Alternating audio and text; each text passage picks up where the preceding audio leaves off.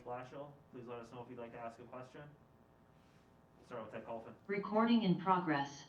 Dylan, was it just maintenance? Maintenance day for Dylan. Yep.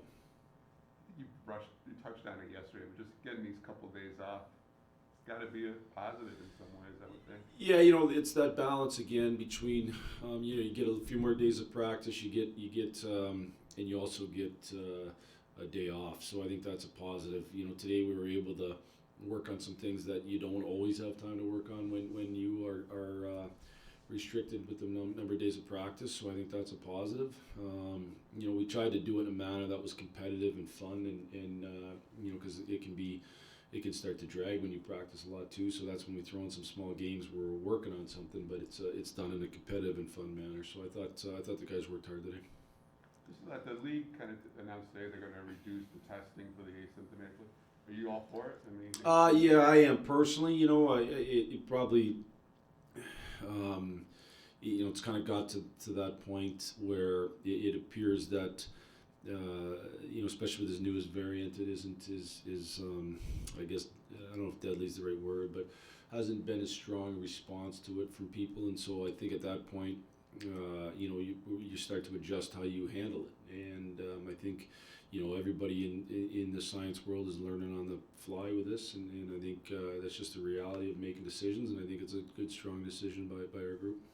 it's almost, got to feel like you've kind of gotten past the worst of it, basically. Mm-hmm. So that's got to be a good feeling out, obviously. Yeah, I think you hope the disruption is less and less as the year goes along, both from a team aspect, a league aspect, and individual players. We still have a number of individual players who haven't yet tested positive, and so you're worried, about them. But a number of us have, and it kind of leaves you in a spot where it should be less disruption. Thanks. Ansar Khan.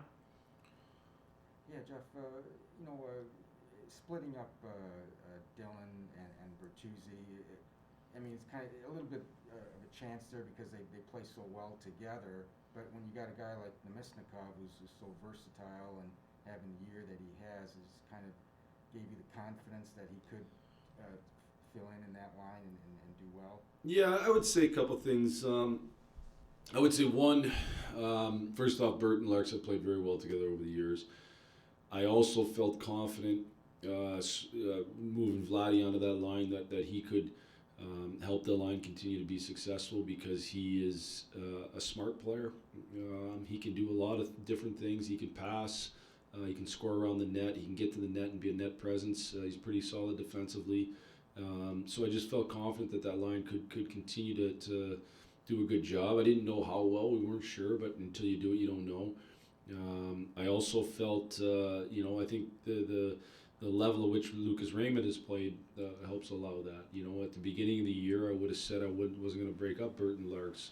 But now I think Lucas has done a really good job. So now, it puts you in a spot where you have a chance to potentially balance and have, two lines that can really be effective. And then thirdly, I think just the impact Bert can have on a line. I think it instantaneously makes that Suter line a much more dangerous line, and if I'm an opposing coach, I got to worry about two dangerous lines, and that's not taking away anything from the other lines, but two dangerous lines, and that's a positive thing for us. And with Bryce, do you know, is he out for 10 days, or is that still to be determined how long he's going to be out? No, it's they've changed a little bit the protocols with that, so you can potentially come back after 5 days with a test in a certain range. So it just depends on, when the CDC changed their guidelines, we changed ours a little bit, so you can get out a little bit quicker depending on how you test. Thanks, Bowman. I think when Nemesnikov signed, you talked about how he had kind of evolved his game and I guess his mindset over the year. Like, has that lived up to what you expected when he came? When I talked to Vladdy when he first got here, one of the things he said is he's learned, over the different stops he's had to be a better defensive player and to be more conscious of it, I guess, and he understands how that gets you ice time and how that gains you trust, and he certainly has done that here. That's part of the reason that I think you feel confident moving him into a line that's going to see lots of minutes, and I think the other part of it is he's a smart offensive player. He the puck doesn't die in his stick. He knows how to make a play, and I think he's done a really good job what happens at times when guys move up lines is all of a sudden they try to get, for lack of a better word, too cute, and they try to force too many plays. And I told Vladdy the last thing we need is guys forcing things and trying to turn pucks over. We've had enough of issues with that as it is, and so just make a play when a play's there. If you got to live another day, and I think he's done an excellent job of that. What's something that some of your young guys who are making their way and have been skill guys on their way up can, I guess, learn from him and the way that he plays? I think probably that. I think that here's a first round draft pick who is a very talented player that has understood. What you gain over time is you gain perspective, and when you're young, you don't have the perspective of the years and the experiences that Vladdy's been through, and so hopefully our guys can glean from him that he's learned how important it is to be a really solid two-way player, and how playing good defensively earns trust of any coach. This was before he got here. And two, I think the job he's done so far on that top line of managing the puck and making a play when a play's there and living another day when it's not there, and that's ultimately how you need to play. Is LJ doing okay after, I think he had a year streak of successful challenges snapped yesterday? Did he really? Yeah, I think it was close. I think it was January 19th, 21 was the last one. Wow. Well, that gives me good ammo. Though those calls, I will just call, like, those calls are difficult calls. Yeah.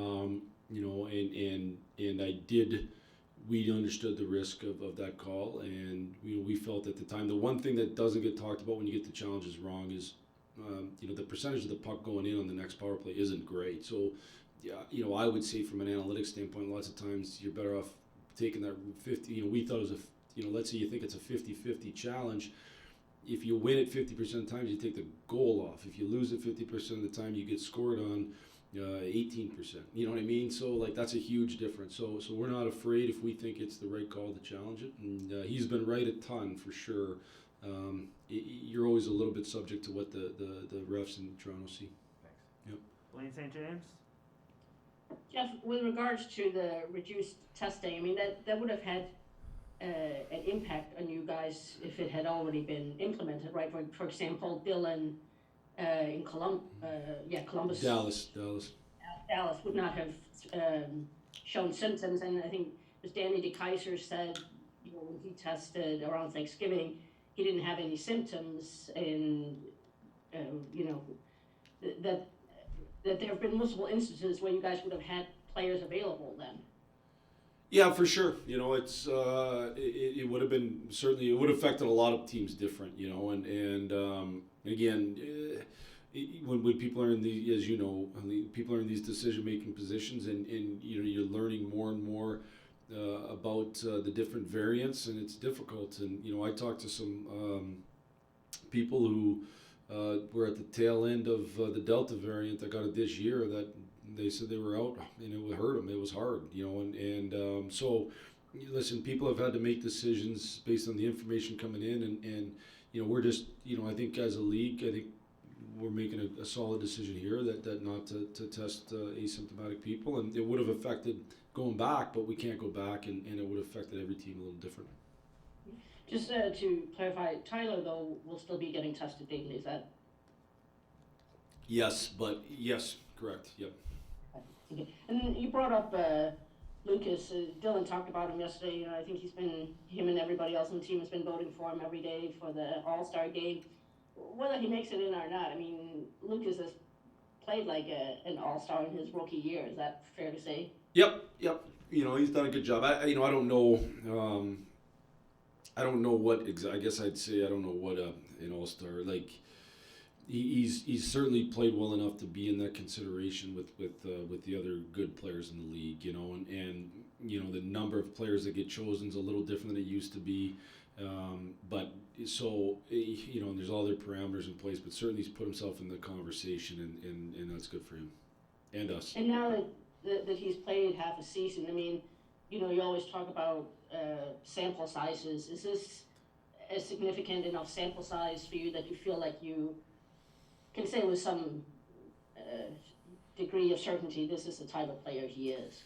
I would say that I think in life everybody gets overexcited about things too many times, and whether that's good or bad. I think there's been lots of players that a lot of praise has been heaped on that even guys who have won the Rookie of the Year that maybe their careers haven't then taken off to the same level. So I am always I'd say cautious of judgment of anybody, and let them continue to prove it. It's a relentless league that you have to prove day in and day out and year in and year out. And I would say that the very best players are great every year. What I would tell you, Helene, is that Lucas is very smart. He's very competitive, and he's got a good maturity to him. With a really good skill set. That's a really good package. He's got a really good package to be a good player. In my opinion, a winning player.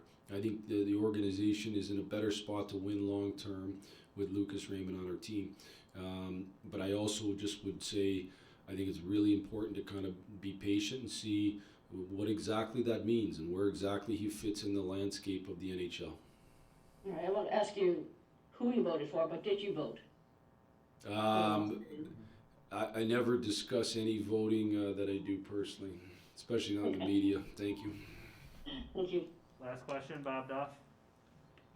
Jeff, you guys were really struggling to get something going yesterday, and then you get that shorthanded goal, and it seemed like the whole game just turned then. Is there anything in the game that can swing momentum and emotion more than a shorthanded goal? Not much. It is a big factor. I've got a friend of mine who will remain nameless that has been pounding the importance of the shorthanded goals for a long time, dating back probably even before I coached here. Just the impact in the league. Shorthanded goals matter. They do swing momentums of games, especially games like that. Like it's 2-0. And they have a chance to go 3-0 instead it goes 2-1. All of a sudden we're right back in it. It just gives us tons of energy and probably put them on their heels a little bit. So, you saw the San Jose game. We scored the 2 shorties. It was the total difference in the game. They went from having a 5-minute major power play to us scoring twice. Like they could have scored 3 times. That's just the reality of it. So, certainly, I've always felt like percentages of power plays and penalty kills should be added or subtracted to include shorthanded goals for and against. That because to me, you can have a great power play, but if you give up shorties all the time, it's not a great power play anymore. It becomes a good power play, and so it's a huge factor in the game when they happen. It's obviously a lift for the team that gets it, but it's kind of soul crushing for the team that gives it up because as you say, they're going on the ice thinking they're going to get a goal and they end up giving up one. Yeah, and it's happened to us recently on the other side, and we've had moments in games that were big games that we felt like we. You score, it changes it, and if you give a shorty up, it can be really, really, it really can crush your momentum. Thanks. Yep. All right, those are all the questions we have for Coach Blashill. Thanks everyone for joining us today.